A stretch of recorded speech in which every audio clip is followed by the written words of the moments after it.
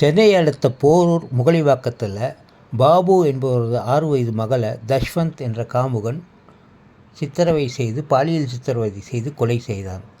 அதை கண்டுபிடித்த போலீசார் அவரை கைது செய்தனர். பின்னர் கீழமை நீதிமன்றத்தில் 37 ஆண்டுகள் சிறை தண்டனை விதிக்கப்பட்டது. இது உயர் நீதிமன்றத்தில் அந்த தண்டனை உறுதி செய்யப்பட்டது. தஷ்வந்த் இந்த தண்டனைக்கு மேல்முறையீடு செய்தார். உச்சநீதிமன்றம் இந்த வழக்கில் போதிய ஆதாரங்கள் இல்லை என்று சொல்லி தள்ளுபடி செய்தது. அதற்கான காரண காரியங்கள் நாம் இந்த காணொளியில் காண்போம். நியூஸ் சேனலுக்காக உங்கள் ஏகே.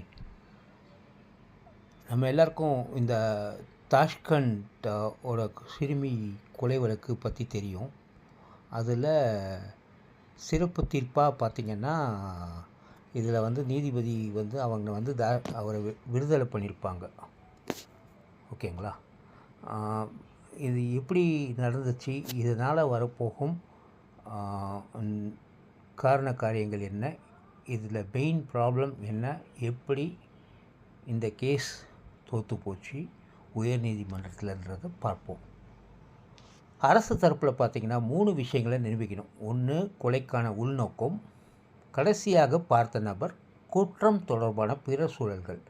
ஆனால் இதை நீதிமன்றத்தில் நிரூபிக்க முடியவில்லை. புலனாய்வு அதிகாரி, அதாவது போலீஸ் அதிகாரி, சிறப்பு புலனாய்வு அதிகாரி, இந்த காவல்துறை இன்ஸ்பெக்டர், அவரோட தவறால் குற்றம் சுமத்தப்பட்ட நபர் விடுதலை செய்யப்பட்டுள்ளார்.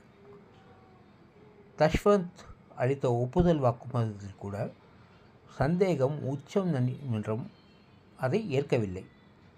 ஏன்னா இந்த சிறுமி கொலை வழக்கை காவல்துறை மிக மோசமாக கையாண்டது. இதனையே தீர்ப்பு வெளிக்காட்டுகிறது. இதில் முக்கியமான விஷயம் என்னென்னா, நீதிமன்றத்தில் முழுமையாக நிரூபிக்க முடியவில்லை. அரசு என்ன செய்யும்? 1,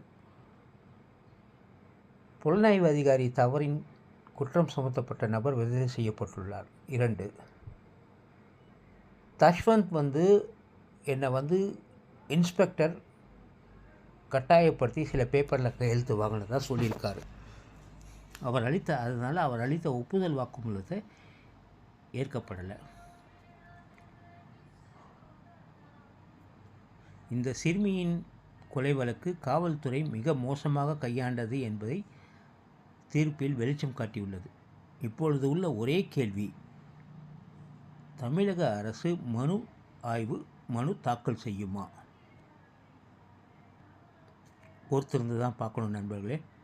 ஆனால் தமிழகத்தையே உலுக்கிய மிக மோசமான கொலை இது. Let's wait and watch.